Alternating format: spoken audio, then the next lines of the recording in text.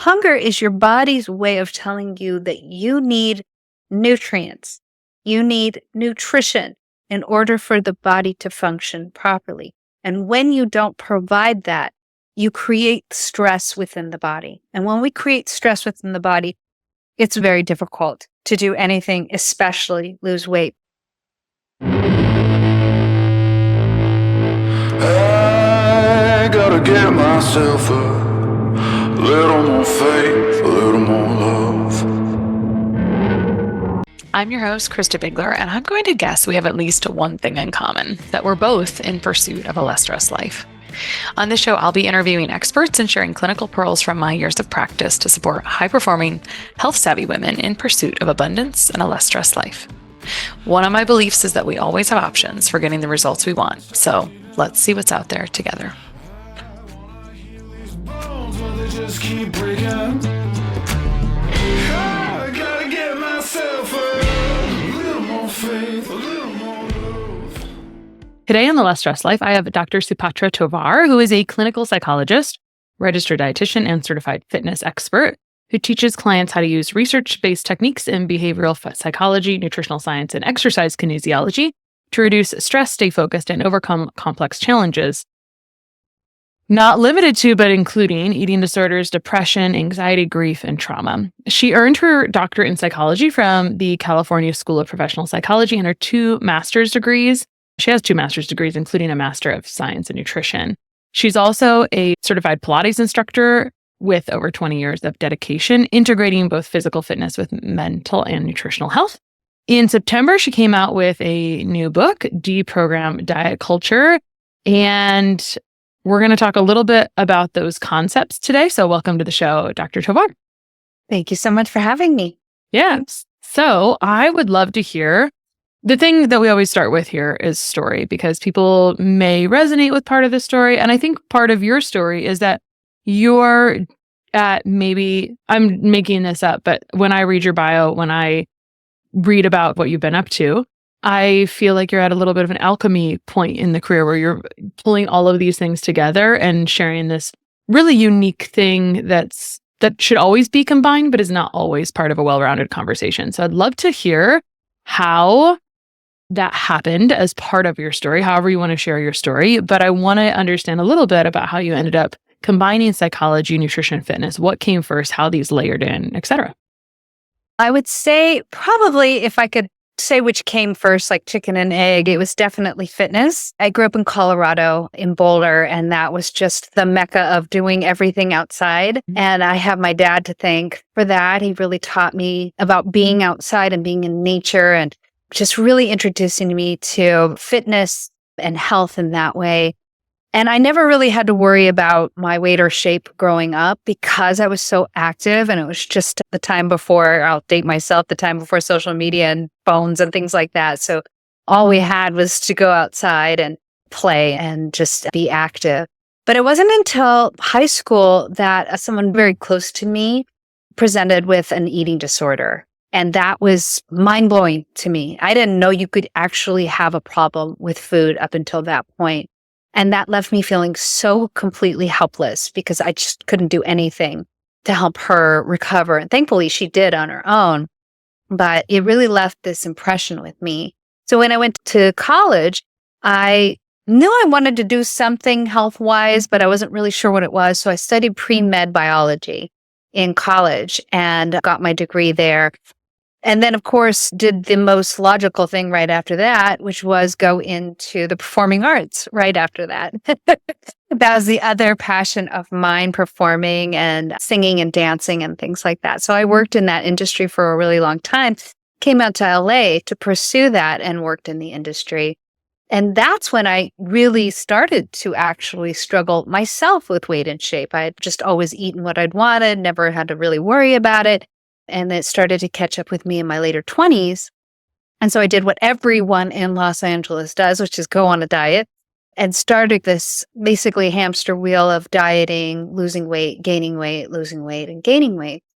So during that time, that's when I also became really fascinated with Pilates. And Pilates was life-changing for me, not because of what it did for my body, but because I went to become an instructor. That's when I was transitioning out of the entertainment industry and really started to want to do something else with my life. And in that process, I started to help people. And that's what was the life-changing aspect for me, was the feeling I got from helping people. There was no other feeling. Performing arts was amazing. It really was fulfilling, but this was on a whole other level. I had all these clients who were coming to me for dietary advice, which I just felt like I keep losing and gaining weight. I have no idea what I'm talking about here. And that's when I really pivoted and went into nutritional science and got my master's and then became a registered dietitian. Even then, I didn't feel like I had enough education. I didn't feel like I could really get into people's minds, because that's where so many of our problems with eating, weight, and shape come from. It comes from our history. It comes from our background. And I didn't have the scope of practice that I needed as a dietitian. So that's when I went and got my clinical doctorate. And that's when, like you said, the alchemy really came together. Once I had those three pieces addressing the physical body through fitness and through nutrition and being able to really address somebody's mental health, that's when everything changed for me for the better. And I am really grateful for the very, very long process of schooling that I went through to be here today. Yeah, I feel like I bring up this nutritional or this triad, this health triad a lot here, which I don't know if I made up, but I've used different variations. But your career path, your degree path, your expertise path literally fills in every triad, because every situation, every health situation could be looked at through those lenses. The structural, or I'm going to call it the fitness angle. I would call it like structural and environmental, right? So changing the body structure, the emotional or psychological or spiritual, however you want to say that, is your doctorate in psychology. And then the nutritional or chemical is your background in nutrition. So I'm sure there's a lot of like random stops along the way. And I'm sure that even though it was impactful for you to have someone very close to you have an eating disorder in high school, I'm sure you saw a lot more of disordered nutrition and body image in the performing arts industry also.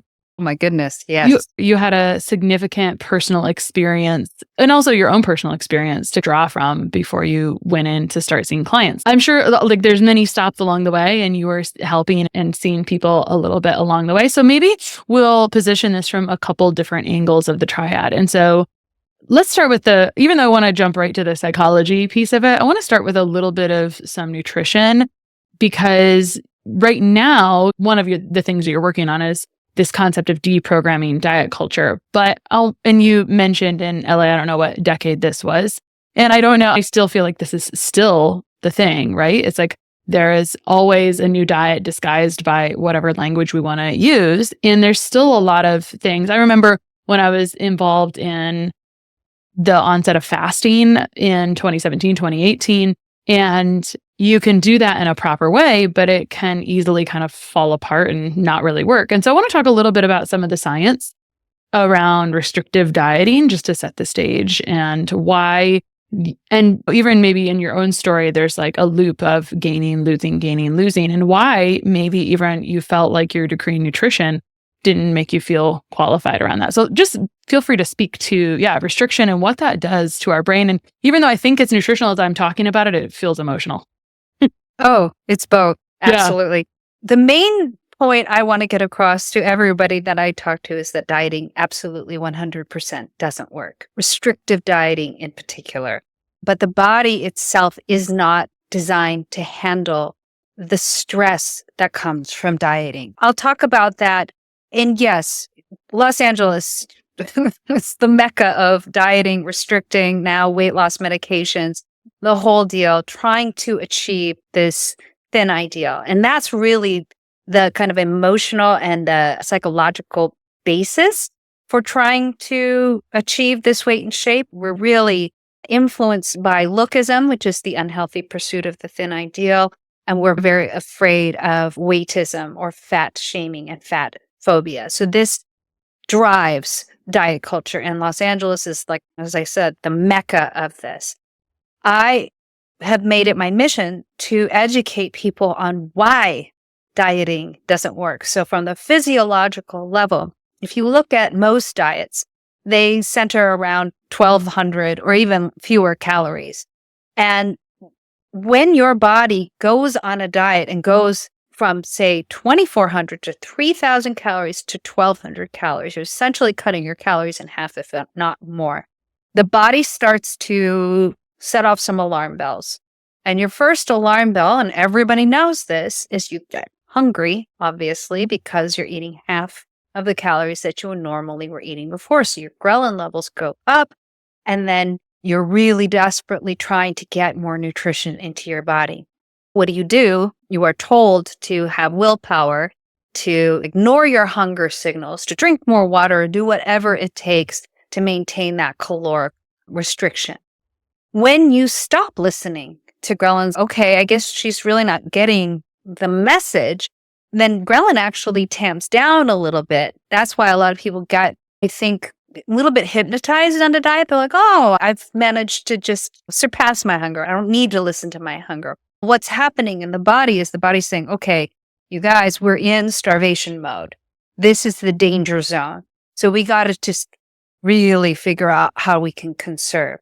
So the body then will suppress its thermogenesis. The one thing that you really want to be burning off, which is your fat, your body's saying, I'm not going to do this anymore. So it suppresses your thermogenesis. You may be losing certain pounds, but that's often water weight first and then muscle. And then the body is conserving and holding on to fat as much as humanly possible. And you may lose some fat in that diet as well, but the body is remembering all along the way because it knows that it's not safe. It thinks, like way back in evolutionary times, that you're in a famine and it's got to conserve. So the moment that you reach this weight, and I'm going to put that in air quotes because it's really a lot of water and muscle that you've lost, as soon as you go off the diet, the body then ramps up ghrelin again, and you go into what's called compensatory hyperphagia, which just means compensatory means to make up for. Hyper is lots, phagia is eat. To make up for what you lost before, you're just going to eat a ton. And that's why you weight cycle. That's why you go through these periods of losing weight, gaining weight, losing weight, gaining weight. And what ends up happening is you usually will gain back more than you lost. And so each time you're actually just gaining more weight. So dieting in and of itself is completely and totally pointless and not a sustainable way to lose weight. So that's the first thing that I like to teach my clients who come in for disordered eating or eating disorders. The restrict binge cycle, right? Absolutely. Okay, so at first, ghrelin should increase, but many people would say, and you mentioned this here, that then we're ignoring hunger for so long that these hunger cues may be shut down. You also bring up that the body remembers along the way. So there's a couple pieces I want to address, which is recalibrating safety in the body. But I think maybe we can start with anything, but there's 3 pieces here. I want to talk about hunger shutting down and I think you see that a lot, especially in the morning. Like that's a sign of a healthy metabolism is being hungry in the morning typically, and it can take time for that to come back. And so I want to talk about that recalibrating safety, but I also want to talk about distinguishing between emotional and physical hunger as well. And that's where it gets like a little bit odd because essentially you weren't listening to your body. So you shut down these signals, right? And so now we're trying to wake up these signals while putting on the back burner the thing that we want the most, which is the weight loss, right? It's like you actually have to communicate safety to the body first. So unpack this a little bit. Yes, absolutely. Talk about hunger shutting down. The hunger shutting down is really during the diet. As soon as you start to introduce food back into the diet like the body it felt before, your ghrelin automatically goes up to a level where it's like disturbing. And you can see this actually happening with the GLP medications right now, the agonist, the semaglutide, is that as soon as the suppression ends, the hormone will just ramp up like crazy. So it's not necessarily like you have to do too much. All you have to do is reintroduce food back into the system. But the thing is that we have become conditioned to think that hunger is bad. And this leads into your recalibrating the body to safety aspect. We have thought, or we've been conditioned by a diet culture to think that we have to ignore, suppress hunger. Hunger is bad. And I really like to educate people that hunger is so important. And I think it's how we view it that matters. And hunger is your body's way of telling you that you need nutrients. You need nutrition in order for the body to function properly. And when you don't provide that, you create stress within the body. And when we create stress within the body, it's very difficult to do anything, especially lose weight. But then you see a lot of other health complications coming from additional stress, cortisol flowing through the body, such as foggy brain, difficulty thinking, anxiety, depression, joint issues, and then eventual like greater health issues along with that, especially if the diet is less healthful.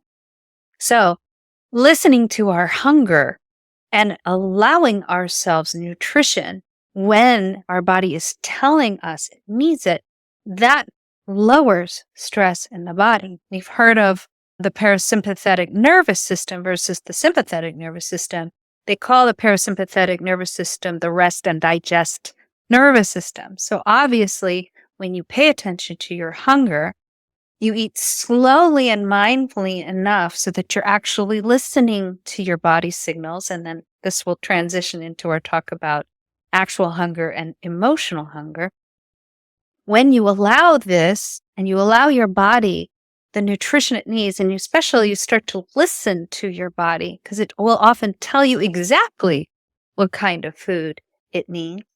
And you listen for that point in your body when your body's telling you, I think I've had enough. Not I'm overstuffed and I'm like bursting into seams, but I think I've had enough. When you actually honor those, the hunger and the fullness hormones, and your body goes into parasympathetic nervous system state, and it allows for proper digestion of what you've just eaten. And when the body feels safe, that's actually when thermogenesis will ramp up again, as opposed to your restrictive diet when thermogenesis suppresses. Now, the whole concept of how do you tell between emotional and physical hunger? Well, we've been so deconditioned to listening to our hunger signals. That's another thing I like to just remind people of. And it's not, you remember hunger. It's when your stomach is grumbling, you get foggy headed, you are weak, you can only think about food, you get a little hangry. There's all sorts of signs. And that's very different from emotional hunger. Emotional hunger usually comes either when you're bored, you're stressed out, something bad just happened, something that is triggering to your nervous system. And oftentimes, usually from coping mechanisms from our childhood, we cope with that with food.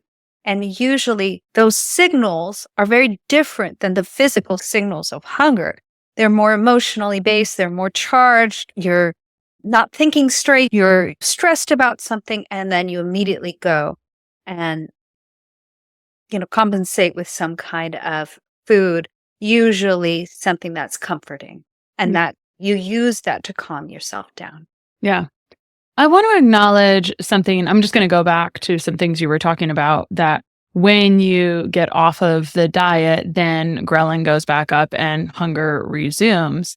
But I do find that people are disconnected to those signals. And I was pondering this as you were talking about it. And you said these key words when you go off of the diet. And I think that what can happen is people don't really identify with the word diet, even though it's like generally, it's actually a word that means lots of things. So who cares what it is? But we may think about it as one thing, like I'm being very intentional about restricting my diet. Whereas I find that people end up in a chronic state of skipping a meal, which is going to be perceived by the body as dieting. So for example, I'm going to go back to this people not being hungry in the morning at breakfast. And this can be debated depending on what camp someone's in. So I'll just acknowledge that. But if someone has been skipping breakfast, then it would be very natural for them to not have hunger at that time, because that's really a chronic dieting, even if you don't think of it as chronic dieting, right? And if you want to jump in there, but otherwise I was going to talk about overriding hunger and fullness, because I've been thinking about this a lot over the years about how we have these emotional things. I call it unconscious eating, because I used to do this, like food would be in front of me. And I don't know when it started. I haven't really psychoanalyzed the past to think about when that started, actually. But it was like, I would say things like, I don't want to sit in front of the buffet at Thanksgiving because I will start to snack on this. And maybe this comes from X, Y, Z, whatever. But I actually think it really well aligns with times that were more stressed in my life. And so I was overriding signals from the body. I was disconnected to those signals in the body. So I'm just like, hindsight's always 20/20. In the middle of it, you're like, I don't know why I can't stop eating this food in front of me. I'm going to walk away now.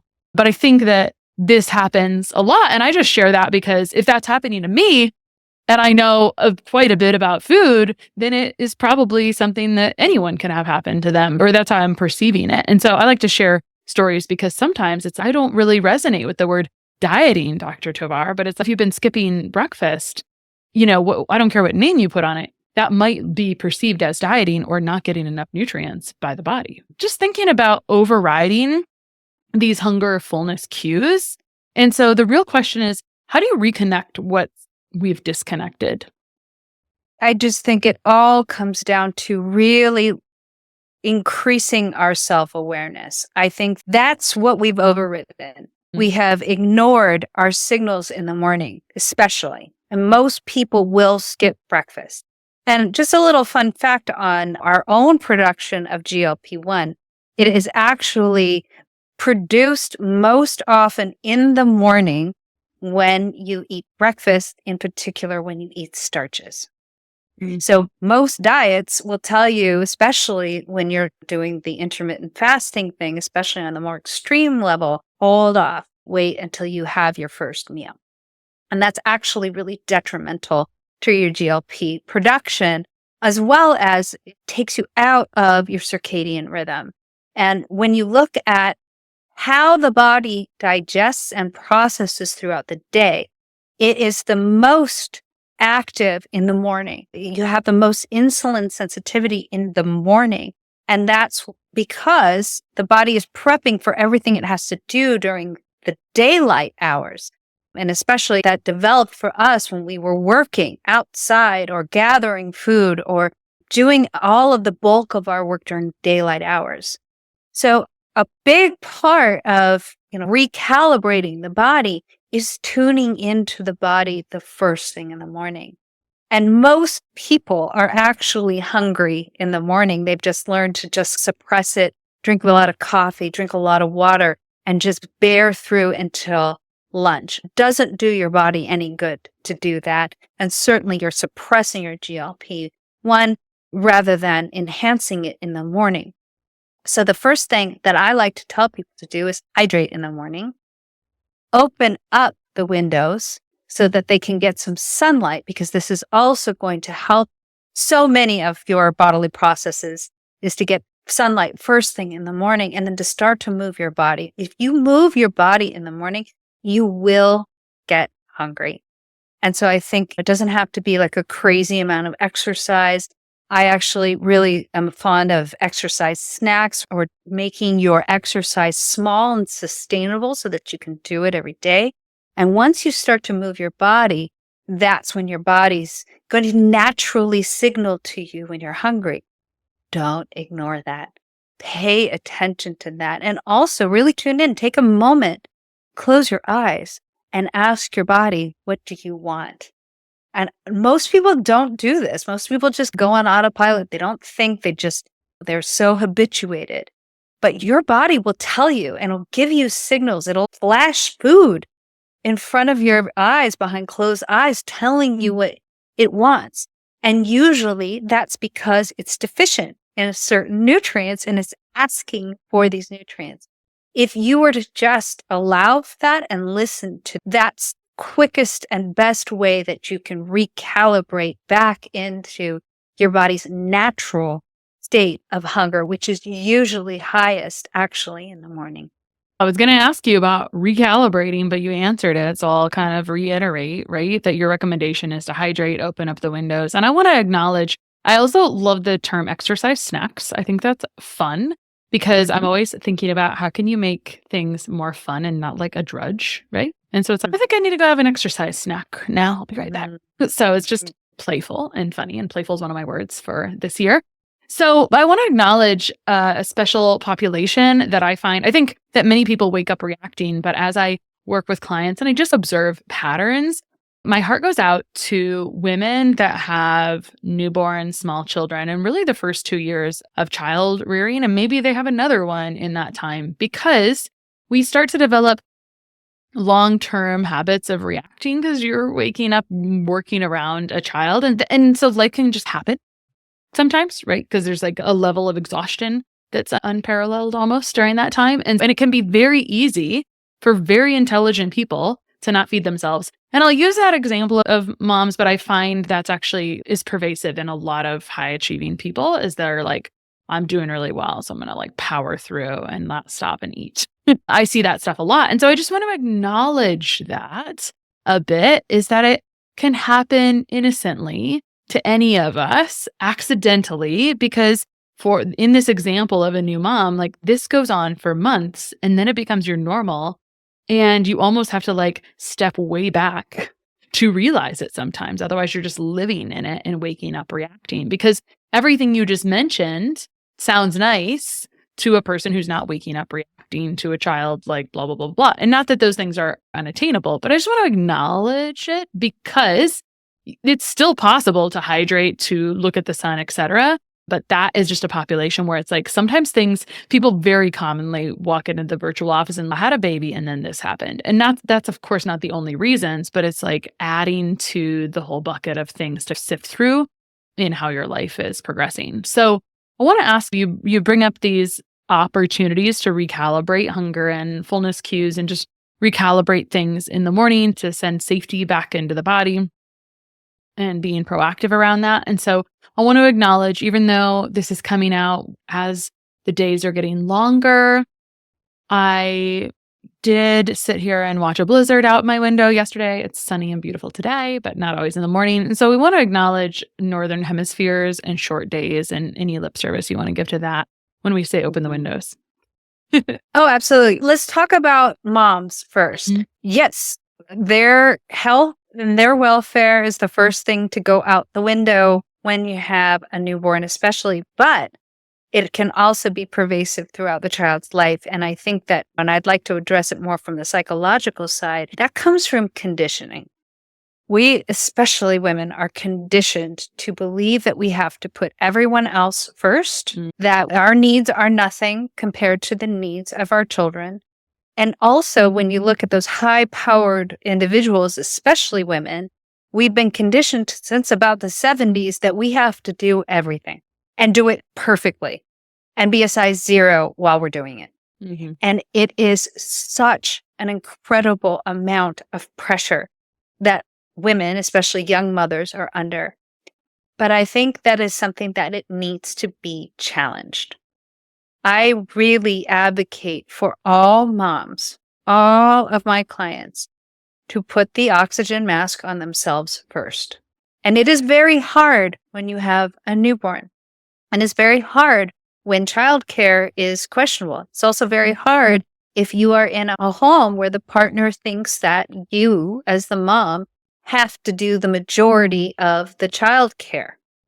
That doesn't mean, though, that you are imprisoned in that and that you can't advocate for yourself or you can't carve out little bits of time for yourself. Even if you're a single mom and you have 0 help, it is so vital to take those little moments of time. That's why I'm such a fan of exercise snacks. You do not have to spend 4 hours of self-care. That's actually something I do. I don't have kids around right now, so it's easy for me to do.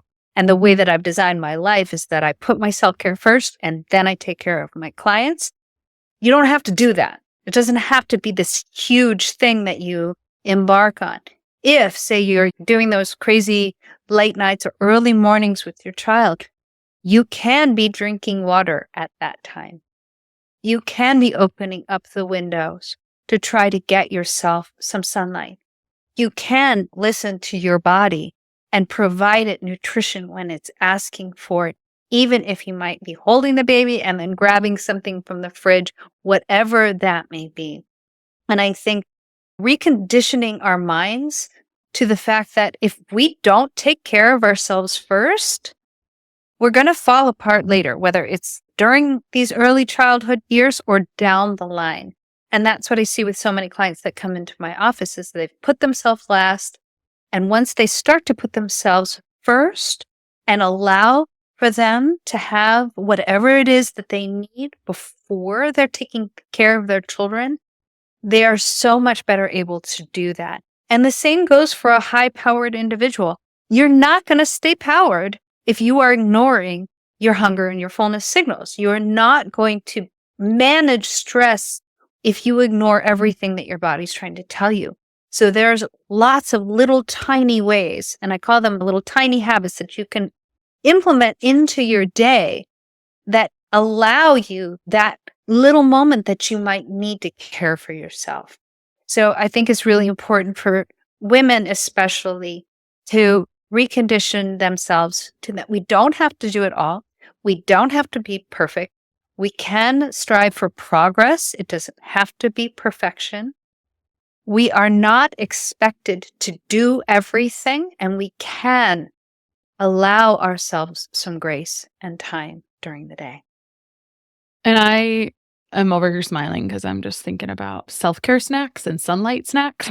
And the sunlight snack I had before I jumped on this call, because I have these thoughts sometimes after being on the computer all day. I used to think to myself like, oh, I would love to be able to work outside sometimes. And then I say to myself, oh, I can do that sometimes. And so I like to remind myself of those things. But everything you just said, I would love to acknowledge. All of that is wonderful. And I also want to acknowledge that it may take months at least of coaching or therapy to unravel some of that, because there's a lot built up in some of that stuff. So I wouldn't want to say it's like, I learned it on this podcast, or I learned it for the first time and then everything changed because I heard it in my earbuds. That would not be true. It's just if we think about it like that, I want to provide little action pieces along the way or opportunities of like quick wins. And so if someone was going to ask themselves, and it might just be some of those things that we just went over, but if someone was going to make themselves like a 3-point checklist to know, like it's a vitals checklist for themselves for the day, what might you put on that? And I think probably everything you just said already might go on that. But I'm just thinking about, how do we help ourselves, check ourselves? Did I eat today? Did I feed myself? Especially when you're in that a little bit of a hamster wheel. But anyway, anything that you would, I'm sure the checklist could be long, but let's just do 3 things. A checklist for everyone every day to go off to ask themselves. Okay. In past winters, my son has gotten dry hands that can crack and bleed. I found that giving him at least 300 to 600 milligrams of high quality fish oil really resolves this in a few weeks. This year, I started him on Jigsaw's Alaska cod liver oil because it's the best value for high quality US sourced cod liver oil. Just 1 teaspoon gives him 1,000 milligrams of total omega-3s, which just means faster results with nature's natural dose of synergistic vitamin A and D already found in cod liver oil to support immune health. Jigsaw sources their cod liver oil from Alaska, where line-caught fish are flash frozen on the boat. This keeps the fish oil very fresh, so it doesn't require more processing and deodorizing like other fish oils, which can disrupt the oils and nutrients. So when you combine Jigsaw's incredible cod liver oil with some of their other wonderful electrolyte mineral products, it's a winning combination to keep your skin beautifully hydrated year after year. You can get a discount on all of Jigsaw's products, including Alaska cod liver oil, Electrolyte Supreme, Adrenal Cocktail, and Potassium Cocktail, formerly known as Pickleball, at jigsawhealth.com with the code LessStressed10, which you can use on each and every order. That's code LessStressed10. So I would start in the morning. The moment you wake up, the moment you open your eyes, that is the time when you're nestled into bed, when you're safe, when you're comfortable, to ask yourself, what do I need today? Mm. And I don't think most people are used to doing that. I don't think that they hit the alarm and then they're up and they're running. If you were to take 2 minutes in the morning just to check in with yourself and ask yourself, what do I need today? You'd probably hear, first, I need some water. Mhm. I think that's what you're going to probably listen to the most, because most often you wake up and you're thirsty and you need to replenish and rehydrate. So I would say wake up, listen, and hydrate. And then give yourself at least 2 or 3 other times in the day that you're going to do this. You're going to ask yourself, what do I need in this moment? And usually it's going to be either I need some nutrition, or I need to take a break, I need to go outside for 5 minutes, or I need to take a walk, or I need to move my body.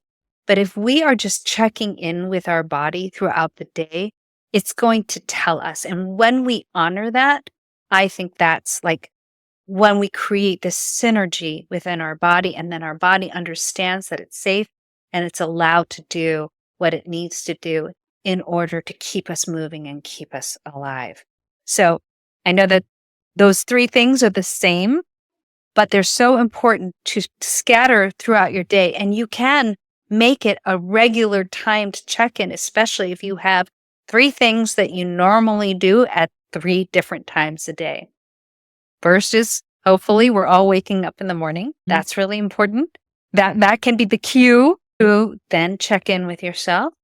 We all usually will consume some kind of meal at some certain point of the day. That's the next time that you can check in with yourself. And then you can pick another time, something that you're doing the same time every day, and attach that behavior to that. And that way you can really start a practice of checking in with your body and increasing your self-awareness. I feel like this overall, some of these topics are so big because as we were talking before, and we were talking about this safety in the body and the hormone changes that happen with dieting, whether we call it that or not, and getting off of dieting, I had wanted to ask you about changes in the male-female body, which may take us too far off kilter. I'll let you decide that. And then there's so many places I could go from here. And one thing I want to just acknowledge is that, and we can take this any which way, you have a whole thing around deprogramming diet culture. And so when we talk about what's not working, I think people will want to hear about some things that do work, which you've already been discussing. And so I'm trying to figure out where to go from here, or where do you feel are some of the biggest areas of opportunity? Because you start with this conversation and there's just a lot of angles from which it can go. So we can go into the things that you feel like are the biggest barriers for people trying to change body image. But I just wanted to acknowledge all of these pieces of all the places my brain was going, because time is limited and I want to make sure that we cover these important points of what would be really supportive to someone when they're thinking about body image and just some of these things that come up when working on weight. And that's what I think the conversation really has become today is, what are the things that can get in the way when you want to change body composition? So dieting, essentially, emotional, like regulating emotional versus physical hunger. And so what else gets in the way? I think really the biggest part of deprogramming diet culture is understanding that dieting itself doesn't work. And so if you can really truly understand that, then you can look at all the influence in your life. That's what's keeping you within diet culture. And most especially social media is, I think, a big area where we are often influenced, triggered, pushed towards dieting. Also advertising and people in our lives that promote that more unhealthy, disordered eating, right? So we look at that, and you look at your social media feed. My suggestion for people is to take a look at that feed and really ask yourself as you're scrolling, how does this content make me feel? And if it makes you feel any negative emotion, That's when I think it's really important to hide, block, and unfollow. Be hard about it because the algorithm will pick up what you are interested in. And so if you are looking at really negative content that's influencing you into making you think you need to diet or alter or change yourself in any way, the more you look at it, the more it comes to you. So when you can deprogram your social media feed, then you can reprogram it to things that make you feel good, that inspire you, and that make you happy. Whether that's, for me, it's like puppies, kittens, and Kevin Bacon singing to his goats on his farm. Things like that are really inspiring people out there doing incredible work. That's one area where you can really start to curate what you're seeing. The other thing that I recommend to people is stop looking at advertising and try not to look at fashion magazines if you can, because advertising is inherently programmed to make you feel like you're not good enough. And if you can eliminate or at least cut down significantly on that influence, you're going to then start to tune into yourself more than you are going to be listening to whatever, gurus out there telling you to buy. The other way to deprogram out of diet culture is to really be mindful of the people that you have in your life. And I'm not saying to cut off any relationships. I am not saying to not talk to certain friends or family members, but certainly you can look at there are people in your life that either are trying to influence you to diet or are commenting on your body who, maybe dieting themselves. Limit the amount of time you spend with them, create some boundaries, and gravitate towards people who love you and accept you exactly as you are. Now, you mentioned something about bodies changing as we age. And that is true, that a lot of people experience changes in their body, weight gain in areas that they don't like as they age. And if you could pinpoint one cause of that, what would you say it is? Why are people's bodies changing as they age? I would like to pick 5 causes, but I'm going to pick stress. Stress. Okay, that's good. That is one. What do you think is the most important reason why people's bodies change as they age? I would like to think it's a little bit of nature. I like to think about if you're not reproducing, this is just what my brain's thinking about today.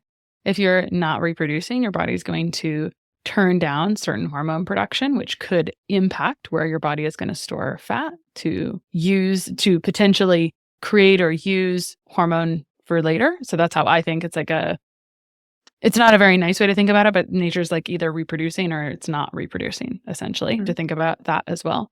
Yep. Those are some of the ones I think of aside from like blood sugar, insulin resistance, sleep. I see an increase of stress and a decline of adrenals, which I feel like everything is stacked on from there. What do you think? Okay. What would you say about certain cultures that don't experience that? I was thinking about this a lot when I was in Europe for a few weeks.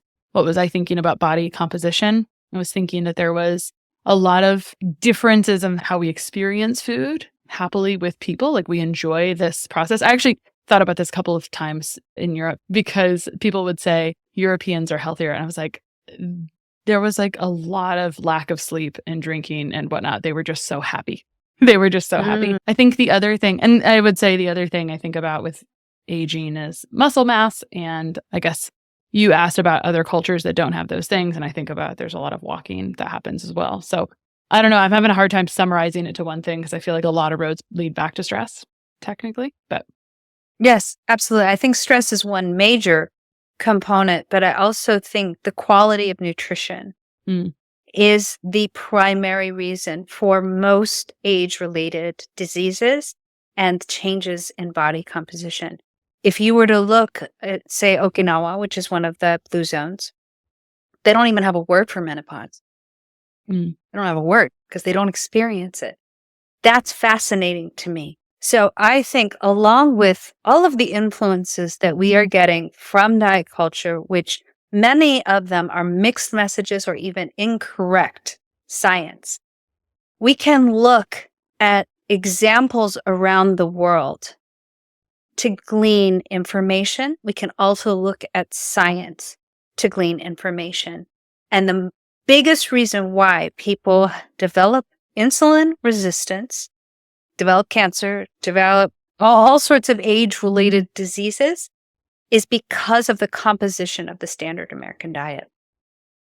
And so if we can really look into that and educate ourselves on the nutrition that fuels our body best as we age, we can avoid so many of those issues along with the changes in our body composition.